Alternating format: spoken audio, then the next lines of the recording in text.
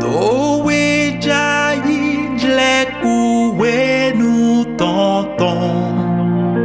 Wenye serpo Jesu lengam tonton. We uvi bubu toloto dido. Men demando enami pokbede. La ufulo, la ukulo. To wendak be pligoton lo lakbe. Quel verdict nous attend devant le tribunal de Christ? Le tribunal, c'est un lieu où une personne est jugée, un accusé, et il doit répondre de sa faute ou se défendre devant le juge. Mais l'Éternel nous donne aujourd'hui une parole d'assurance pour dire que quelqu'un a accepté de porter toute nos vies. Est-ce que tu serais un menteur, un voleur, un idolâtre, une prostituée, adultère, homosexuel, immoral sexuel, comploteur, obscurantiste, jaloux, amoureux des choses de ce monde? L'Éternel, dans son amour, nous a envoyé quelqu'un. Avant qu'il ne nous envoie celui-là, il nous éprouve au regard des fautes, des péchés que nous commettons. C'est écrit que tous nos péchés sont privés de la gloire de Dieu. Et le salaire du péché, c'est la mort. Mais la mort, ça ne veut pas dire forcément une mort physique. C'est le refroidissement de notre relation avec Dieu. Lorsque nous ne marchons plus avec Dieu, en communion avec Dieu, nous sommes un peu comme tourmentés, privés de l'essentiel. Et c'est pourquoi Zacharie 1, verset 12 nous enseigne ceci. Éternel, maître de l'univers, jusqu'à quand refuseras-tu d'avoir compassion de nous? Nous contre qui tu es en colère depuis 70 ans. 70 ans de souffrance, de captivité, de mise sous tutelle, de l'esclavage. Comme le psaume 137 nous dit si bien, verset 1, verset 3 à 5. Il dit quoi? Sur le bord des fleuves de Babylone. Oui. Mais nous étions assis, nous pleurions. Pourquoi? Parce que l'Éternel a accepté que les nations nous envahissent et nous déportent dans leur pays. Celui qui ne devait pas avoir autorité sur nous vient avoir autorité sur nous. Celui qui ne devait pas être notre maître devient notre maître. Et nous sommes dans la souffrance. Parce que comme Noé l'a dit à son fils, comment on appelait ce fils? Cham. Il dit, Canaan, ton fils sera l'esclave de ses frères. C'était dur. Ce n'est pas seulement l'esclave au premier degré. Il y a l'esclave d'abord. Mais lui devient l'esclave de l'esclave. Ça veut dire que si on frappe l'esclave une fois, il décharge cette colère sur l'esclave 4 fois, 5 fois. Donc dans une situation comme ça, où quelqu'un a péché, où Cham a péché et s'est moqué de son père qui était nu, et que toi et moi nous avons peut-être commis des péchés que l'Éternel a reprouvés, nous devons attendre à être sanctionnés comme Cham en ce moment-là. Et c'est ce qui est arrivé au peuple d'Israël. Dans leur péché, ils ont été déportés, ils ont souffert. On les a arrachés à leur culture, arrachés à leur habitude, arrachés à leurs amis, arrachés à leurs pratiques culturelles, arrachés à leurs repères. Donc tout ce que nous avons pu faire en 2024 et qui nous a maintenus en captivité, nous venons en fin d'année 2024 en pleurant. Nous nous sommes assis sur le bord du fleuve Babylone et nous avons pleuré et nous disons, Éternel, jusqu'à quand tu nous refuseras ta compassion? 70 ans d'exil, c'est beaucoup. La souffrance, c'est énorme. La paix du cœur, je ne l'ai plus. La joie m'a abandonné. La maladie ne cesse de me frapper. La mort rôde autour de moi. Manger, c'est difficile. Mais qu'est-ce que l'Éternel nous dit aujourd'hui? Dans Isaïe 40, verset 1, il dit, consolez, consolez mon peuple. Dis votre Dieu. Parlez à Jérusalem. Parlez aux enfants de l'église du chrysalide. Parlez aux enfants de la paroisse de Lyon. Criez-lui que son temps de tourment, de souffrance est terminé. Que sa faute est expiée, pardonnée. Que le salaire du péché lui est né. Au nom de Jésus. Et c'est ce que Siméon nous annonce entrons dans une nouvelle année avec celui-là qui est notre salut. Qu'est-ce que Siméon a dit? Siméon qui signifiait quoi? Qui signifie celui qui écoute. Qu'est-ce qu'il était? Il était juste et pieux. Il était attaché et respectueux, très fervent à Dieu. Il est respectueux. Et il était juste.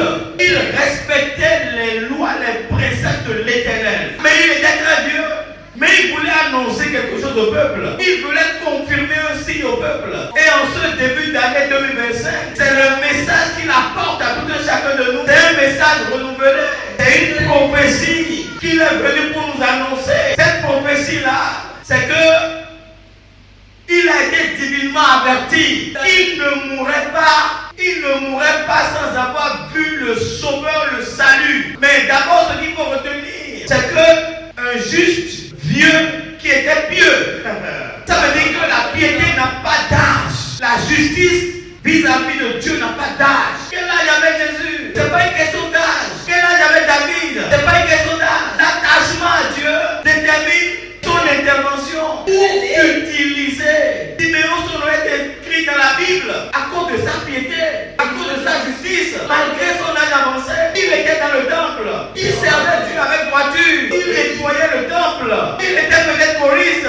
Il était peut-être visionnaire. Il était peut-être gardien de l'autel. Mais il est resté ferme. Il n'est allé ni à gauche ni à droite de la voie de l'Éternel. Et il était rempli de l'Esprit de Dieu. Donc que l'Esprit de Dieu habite chacun de nous, afin de marcher comme Siméon, afin d'être le canal comme Siméon. Comme c'est dit dans 2 Corinthiens 1 à partir du verset 3. Béni soit Dieu, le Père de notre Seigneur, Jésus-Christ le Père, plein de compassion, et le Dieu de tout réconfort. Il nous réconforte dans toutes nos détresses, afin que nous puissions réconforter ceux qui se trouvent dans la détresse, grâce à l'encouragement reçu nous-mêmes de la part de Dieu. Ça veut dire que si notre vie semble même se désagréger, même si la mort est en train de tourner autour de nous, l'Éternel dit, je vous envoie le réconfort. Je vous envoie un message de réconfort. Ceux qui traînent une maladie depuis longtemps, ceux qui ont des soucis depuis longtemps, ceux qui connaissent des échecs tout le temps, ceux qui n'arrivent pas à se marier, ceux qui sont habités par un esprit maléfique, donc ceux qui sont possédés, qui aiment la poisson, donc qui se ivrognent, qui pratiquent l'immoralité sexuelle, qui sont dans le désordre total, qui sont irrespectueux des règles établies. L'Éternel dit qu'aujourd'hui, il t'apporte le réconfort par ce message. Afin que l'année 2025 qui commence, tu vas marcher avec quelqu'un. Et celui-là, c'est qui? C'est qui? Jésus. Plus fort. Jésus. Plus qui? Jésus. Plus fort. Jésus. Au nom de Jésus, Jésus va marcher avec vous. Alors que nous dit la parole. Luc 2. Oui, à partir du verset 27. Et voici. Oui. À partir du 27. Il vient au temple. Siméon est venu au temple. Oui. Poussé par l'esprit. C'est pas par sa volonté.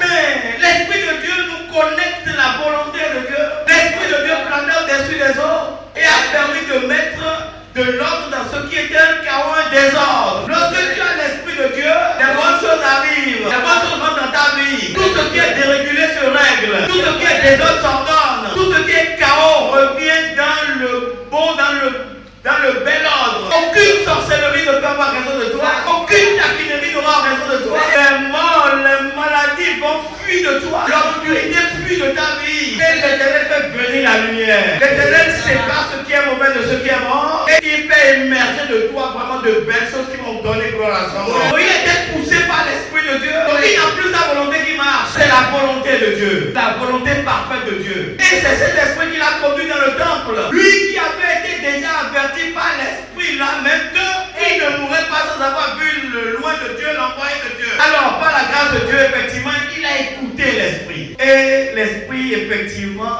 l'a conduit. Il a été obéissant parce que ses yeux voulaient voir. Alléluia. Alléluia. Quand je méditais de cette parole, j'ai pensé à un devancier. Et il a posé un acte et je me suis demandé à moi-même, a-t-il été divinement averti ou bien c'est fait de sa volonté? Pendant que tout le monde était en train de fêter le 1er janvier, il était un devancier qui avait une responsabilité dans l'église. Il devait venir faire l'exposition pour les fidèles le mercredi à 9h. Nous avions déjà prié et nous sommes partis d'ici vers 3h du matin. À À 8h45, il était encore là. Pour venir faire l'exposition fidèle. On lui demande, tu as pu venir? Il dit, c'est peut-être l'heure de mon salut. Alléluia. Alléluia. Cette foi m'a fait trembler. Il y a beaucoup de gens qui tombaient à la maison, qui passaient la vitesse dans le sommeil. Mais lui, il a été peut-être divinement averti. Quand on venait ici ce jour-là, il a rencontré la compassion de Dieu. Et sa vie là va se transformer. Maison qui n'avait pas la malu construire maison. Voiture qui n'avait pas malu acheter voiture. Moto qui n'avait pas malu acheter moto. Parce qu'il est venu voir la compassion de Dieu. Alléluia. Alléluia. Mais c'est ça ce que Siméon fait. Il est venu parce que l'Esprit de Dieu l'a guidé. Et qu'est-ce qu'il lui a dit, verset 28? Ah, il a vu Jésus. Ah, il a pris Jésus dans ses bras. Il lui a consacré du temps. Il l'a regardé. Il l'a admiré. Parce qu'il était connecté à ce petit. Il était vraiment raccroché spirituellement à ce petit. Et il a pris. Et qu'est-ce qu'il a dit? Il a béni Dieu. Il a honoré Dieu. Parce que Dieu lui a fait honneur. Dieu lui a rendu grâce. Dieu lui a fait du bien. Que ses yeux voient ça. Et à travers lui, un message va être révélé. Qui est ce petit? Pour le dire, l'annoncer. Que ce petit-là, ce bébé-là, et c'est la fin de notre moment. C'est lui qui va recevoir nos pardons. Dès lors que nous marchons avec lui, dès lors que nous l'acceptons comme nous lumière. Puis continue. Il dit, maintenant, Seigneur, maintenant j'ai vu le salut, je peux partir en paix. Oui. Car mes yeux ont vu ton salut. Mes yeux ont vu ton salut. Oui. Salut que tu as préparé devant tous les peuples. Oui. Lumière pour éclairer. Lumière pourquoi? Pour éclairer les nations qui étaient dans l'obscurité. Parce que la lumière vient pour éclairer l'obscurité. Il a dit au début que la lumière, et la lumière, et il dit que la lumière était très bien. Il y a un matin, il y a un soir, et ce fut le Alléluia. Sans lumière, que peux-tu faire? Jean verset 4 nous dit quoi? En lui était la vie. Oui, et la vie était là. En lui était la vie. La vie était la lumière des hommes. La lumière venait lui où? Dans les ténèbres. Les ténèbres, là où tu ne peux pas marcher dans la sécurité, tu ne sais pas où tu vas. Il vient éclairer ton chemin pour que ton pied ne heurte plus contre des pieds. Et que tu ne sois plus blessé. Pour que tu ne commences plus à marcher à tâtons. Lorsque tu es dans la lumière, tu es dans la sécurité. Et deuxièmement, tu es le modèle que tout le monde voit. Tu ne peux plus être lumière et être encore dans l'obscurité. Celui qui est dans la lumière, c'est celui-là que tout le monde voit. Tout ce qu'il fait, on voit. Si tu continues de faire idée, si tu continues de faire mensonge, tout ça va être visible. Ceux qui vont encore chez les sorciers, comme un oiseau la nuit, et ils parlent même maintenant que c'est même le jour. Mais tu es vu visiblement, et il n'y a plus de choses là pour toi. Tu es vu, on parle de toi, on te met sur les réseaux sociaux. Donc c'est la lumière des hommes. La lumière a fait quoi dans les ténèbres? Et qu'est-ce qui s'est passé? Les ténèbres ont rejeté la lumière. Parce qu'ils veulent continuer de poursuivre les œuvres d'obscurité. Le vol, ceux qui mettent la main dans la caisse de l'église, ceux qui ont leur femme et cherchent les petites filles, ceux qui complotent contre l'avancée de l'église, ceux qui mettent les yeux dans les poches des autres, ceux qui tirent les autres vers derrière, ceux qui mentent pour pouvoir prendre la place de leurs camarades, leurs frères en Christ. Ils vont accepter de rester dans l'obscurité, refuser la lumière. Oui, c'est ceux-là. On dit qu'il est celui-là qui est le salut, la lumière. Oui, continue la lecture, Luc 2, oui. Son père et sa mère étaient dans l'admiration. Mais tout ce qu'on disait d'un fils comme ça a créé l'admiration à papa et maman. Quand on dit du bien d'un fils, quand tu as un enfant intelligent, un enfant qui va être président, un enfant qui va être ministre, un enfant dont la lumière est en train de lui. Et on voit qu'il a un avenir radieux. Et les prophètes sont en train d'en parler. Qu'est-ce que les parents peuvent avoir comme sentiment en ce moment? Nous sommes honorés d'avoir un fils comme ça. Mais le message qui est adressé à toi et moi. Oui. Siméon les bénit. Il les a bénis. Oui. Il a marié sa mère. Très bien. Voici. Son est destiné à amener la chute et le relèvement de plusieurs en Israël. La chute et le relèvement. Nous allons aller rapidement de Ésaïe 8. Celui qui a trouvé Malachie 3, dans le cas d'ouvrir ça. Ésaïe 8, verset 14. Qu'est-ce qu'on nous dit? Et il sera un sanctuaire. Un sanctuaire, un lieu saint. Un enfant mis à part. Un enfant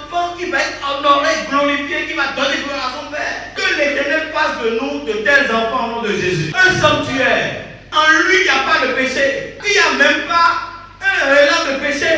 Oui, un sanctuaire, mais aussi une pierre d'achoppement. une pierre contre laquelle beaucoup de gens viendront se chuter. Oui, Un rocher de scandale. un rocher de scandale. Pour qui? Pour les deux maisons d'Israël. Pour les deux maisons d'Israël. Israël et Juda, oui. Un filet et un piège Dans lequel, oui, pour les habitants de Jérusalem. dans lequel les habitants de l'église du Christ et les bidons s'engouffraient. Oui, Plusieurs trébucheront. beaucoup de gens trébucheront face à ce nom. Pourquoi? Parce qu'ils refuseront de l'accepter, de le recevoir. Ils vont le renier. Quand on dit sa parole, il y a beaucoup de gens qui commencent par ronchonner à l'intérieur. Là, c'est une pierre d'achoppement, ça veut dire que tu te cognes le pied contre ça. Et si tu te heurtes le pied contre ça, qu'est-ce qui se passe? Tu te blesses au pied et ta tête tombe sur la pierre et tu casses quelques dents. Et tu n'as plus de dents. Tu deviens édenté. Alléluia. Alléluia. Alléluia. Alléluia. Mais nous n'avons aucune chance en abandonnant le salut. Oui, Malachie, verset 19, vers oui. Et vous verrez de nouveau Oui. La différence entre qui et qui? Oui. entre le juste et le méchant. Le juste et le méchant. Ce qui nous assure un jugement équitable. Mais un jugement où, lorsqu'on va prononcer le jugement, mais nous serons acquittés, nous serons honorés, nous serons lavés, nous serons purifiés et nous allons sortir du tribunal avec des applaudissements, des acclamations. Oui, on verra la différence entre le juste et le méchant. Oui. Entre celui qui sait Dieu et celui qui ne le sait pas. Celui qui sait Dieu et celui qui le rejette. Donc, celui qui a accepté Jésus et celui qui a rejeté Jésus. Car voici, le jour vient et il est déjà venu, oui. Une fournaise ardente, un feu brûlant. Qu'est-ce qui va se passer? Tous les honnêtes et tous les méchants seront comme du chauve. Tous ceux-là qui sont les orgueilleux, qui disent non à la loi de l'Éternel, qui disent je ne veux pas marcher avec Jésus pendant l'année 2025, qui rejettent Jésus, qui disent moi je ne veux pas marcher avec toi, je m'entête, je ne veux pas de ce salut-là. Et le feu va faire quoi? Oui, vas-y. Tous les honnêtes et tous les méchants Oui. seront comme du chauve. Ils vont être comme du chaume. Oui. Le jour qui vient les embrassera, Mais ils seront embrasés. Vas-y. dit l'Éternel des armées. Dis l'Éternel des armes. Parce qu'ils ont refusé de marcher avec Jésus. Mais pour les autres, oui. Il ne leur laissera ni racine ni rameau. Tout va être consumé. Est-ce que c'est ce que nous espérons pour 2025? On va être consumé en 2025. Est-ce qu'on veut la mort en 2025? On veut éclater en 2025. On veut l'abandon de Jésus en 2025. Alléluia.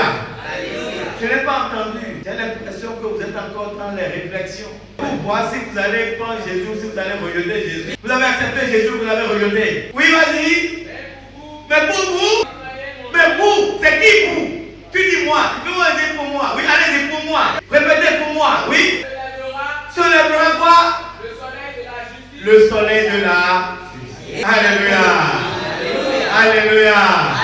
Quand le soleil de la justice se lève pour toi, c'est le monde qui se lève pour toi. Mais c'est un choix.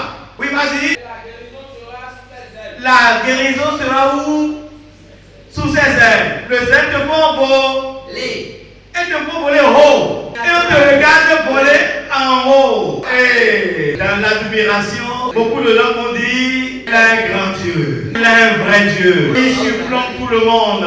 Il est au-dessus de tout. Il est au sommet. Au firmament. Rien ne peut l'attaquer. Il est comme l'aigle qui attaque le vent violent, qui attaque la tempête. La tempête ne lui fait pas peur. Il surplombe la tempête. Il en sera ainsi pour toi et moi. Vas-y. Et vous pleurez les méchants. Oui. Comme ils seront comme de la cendre. Les méchants de votre vie seront comme la cendre. C'est le message que Siméon nous annonce aujourd'hui pour l'année 2025 qui commence. Il nous annonce le salut. Et il dit qu'il y a intérêt pour toi et moi de l'adopter, de marcher avec lui. Si tu acceptes le salut, alors là, tu seras comme l'aigle. Et ta justice subsistera toujours. Mais si tu le rejettes, mais les tourments de 2024 vont continuer. C'est pourquoi toi et moi, surtout les jeunes garçons, il a été révélé. Il y en a quelques-uns dont les dessous sont en train de descendre. Ce que tu portes en bas, c'est en train de descendre. Ça tombe. Et l'Éternel dit que parmi vous, il y a quelques-uns qui se livrent à l'immoralité sexuelle. Que cette année, que la honte sera leur portion. Que c'est les réseaux sociaux qui vont relayer ça. Que l'Éternel épargne la paroisse au nom de ça. Que cette publicité n'arrive pas ici. Ceux qui travaillent la nuit et qui côtoient les petites filles, qui abandonnent leurs femmes à la maison et vont se végéter dans le désordre, dans la prostitution. L'Éternel a dit qu'en 2025, si nous ne nous ressaisissons pas, ceux qui disent je vais venir à l'église et à la dernière minute, tombent dans l'impureté. Et ils disent je suis occupé, c'est pourquoi je ne suis pas venu. Alors qu'ils sont dans l'impureté, ils ont menti à Jésus. L'Éternel me tient de vous dire 2025 c'est son année. Si tu continues, jusqu'à présent l'Éternel a couvert ça. Si tu continues, la main de l'ennemi va t'attraper. Un homme averti. En vaut deux. En vaut Deux. C'est pas seulement deux, hein. Deux frères. La telle situation là, c'est plus de 1000, hein. C'est comme celui-là, le médecin qui est venu un jour faire vision. Et on lui a dit qu'il y a 10 000 qui sont attachés à un fil. Et quelqu'un tirait le fil. Et il ne sait pas. Et il courait derrière les 10 000 pour attraper les 10 000. Et plus il courait, les 10 000 fuyaient devant lui. Il ne savait pas que c'est un dans un trou que les 10 000 allaient. Et qu'est-ce qui s'est passé? Il a couru derrière les 10 000 jusqu'à ce que, qu'est-ce qui s'est fait passer? Il est tombé dans le trou. Et le trou s'est fermé. C'était un garçon qui aimait l'avortement. À 10 000 francs CFA. Et on lui a dit arrête ça. La même semaine où il a écouté ça, il a continué. Avant la fin de la semaine, il y a un avortement qui s'est mal passé. Les parents se sont plaints. Dépôt de plainte au commissariat. Mais on a ouvert un dossier. Tribunal. Déposé pendant un certain temps. Parce que l'enfant pour qui il a fait ça est décédé. Entré en prison, il a fait 3 mois et lui-même il est mort. Alléluia. Alléluia. Nous avons la chance d'être dans une église qui dit la vérité. Ceux qui vont piquer dans la caisse de l'église, je reviens dessus. À l'église de Dieu, on peut laisser la caisse ouverte. Si 1000 francs sont dedans, on vient trouver les 1000 francs. Si tu touches aux 1000 francs, c'est que tu t'es condamné à mort. L'Éternel a dit dans sa maison, on ne vole jamais. C'est la caisse de la richesse. Tu dois venir déposer dedans. Toutes les caisses de l'église sont caisses de la richesse. C'est pourquoi on a dit que toute personne qui commerce avec Dieu, mais a toujours le bénéfice, est toujours gagnant. Ça veut dire que la transpiration de quelqu'un pour venir contribuer à l'avancée de l'œuvre de Dieu, et toi tu es venu prendre ça et mettre ça dans ta poche. Et tu veux distribuer maintenant aux gens pour leur dire tais-toi, ne parle pas, tu as vu mais ne parle pas. Retourne ta voix. 2025 c'est une année où l'Éternel nous m'a chargé de vous dire la bénédiction va être abondante. Mais nous serons mis à l'épreuve. On va nous pressuriser. On va nous tenter. Ceux qui aiment les femmes, les plus belles pour vous présenter. Et tu vas être tenté. Ceux qui convoitent les choses d'autrui, on va vous présenter de belles choses des autres. Si tu ne marches pas droit en gardant Jésus comme le sauveur, le salut, et que tu te laisses avoir, il faut savoir que la quoi verset. Alléluia. Alléluia. On a déjà lu, on n'a plus besoin de lire. Que l'Éternel donne sa sagesse. L'église Big Bowie n'est pas une église comme les autres. C'est l'église dont je parle, l'église de la sanctification. Ayons la crainte de l'Éternel. Et je crois que nous allons avoir une vie parfaite. Même en marchant en 2025, si quelqu'un te taquine, si quelqu'un vient arracher ce qui t'appartient, agenouille-toi devant l'Éternel et rends grâce. Que l'Éternel bénisse sa